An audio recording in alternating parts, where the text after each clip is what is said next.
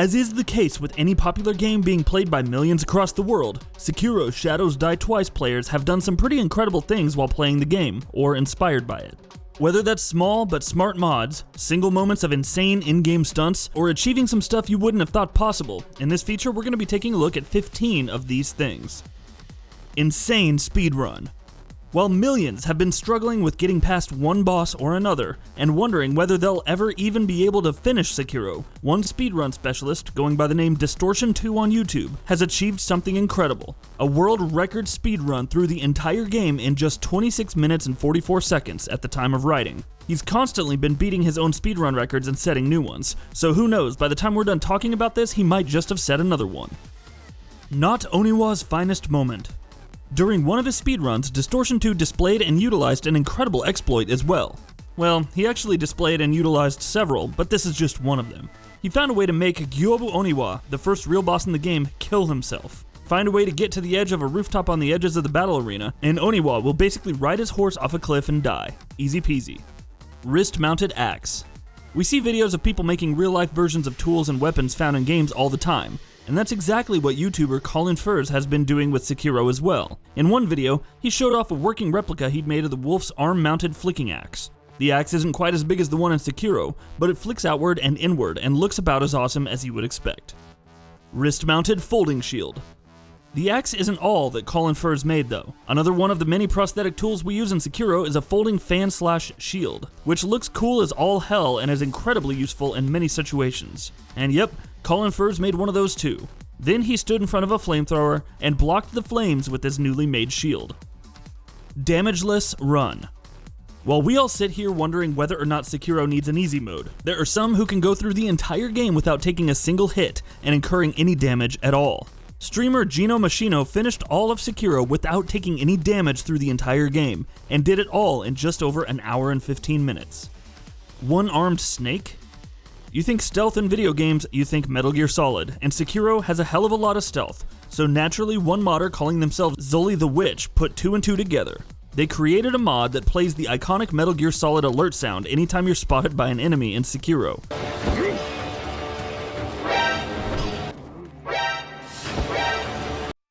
Bloodborne weapons. Sekiro is cut from the same cloth as From Software's Souls and Bloodborne titles, but there are several differences. For one, you only have one main weapon type that you use throughout the game. Fortunately, if you have a hankering for using some of those iconic weapons found in Bloodborne, modder Skymoon has you covered, with a mod that adds the Chikage, Rakuyo, Beast Cutter, and Reiterpalish to Sekiro. Evil Miyazaki. Do you know what's even better, or worse depending on how you look at it, than constantly dying in Sekiro? Constantly dying and being greeted by a Miyazaki who looks a bit too pleased with himself. Thanks to modder Ashino no Nanashi's efforts, there's a mod that does just that, with a giddy-looking Miyazaki popping up on your screen every time you die.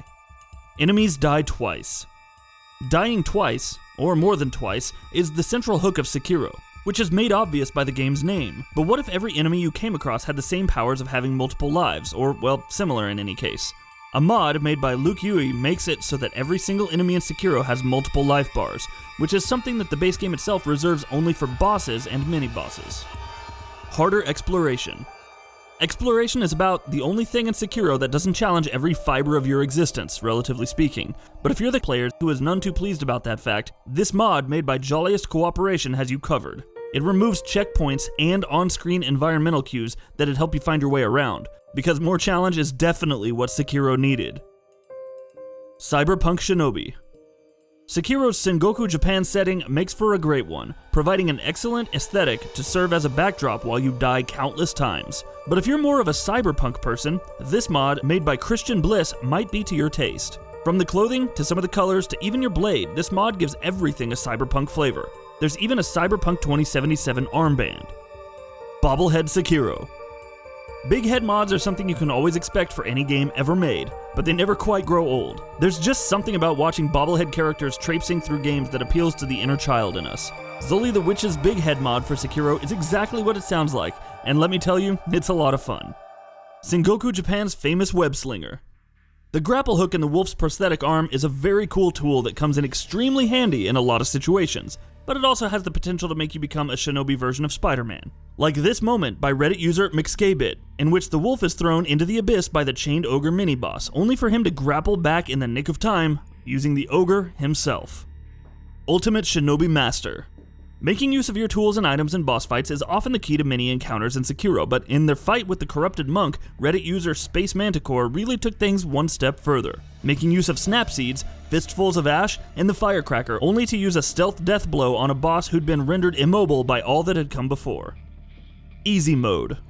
Is Sekiro too hard for you? Maybe you just don't have the time to deal with its challenges. Well, this mod made by Uberhallet might be right up your alley. Not only can you use its tool to increase the speed of your character, but you can also slow down the rest of the game. It's a bit of a cheat, but it's also kinda cool. And that wraps it up. If you like what we're doing, please consider subscribing to our channel. We upload new videos daily. Also, don't forget to switch on the bell notification icon, that way you don't miss out on any of our videos.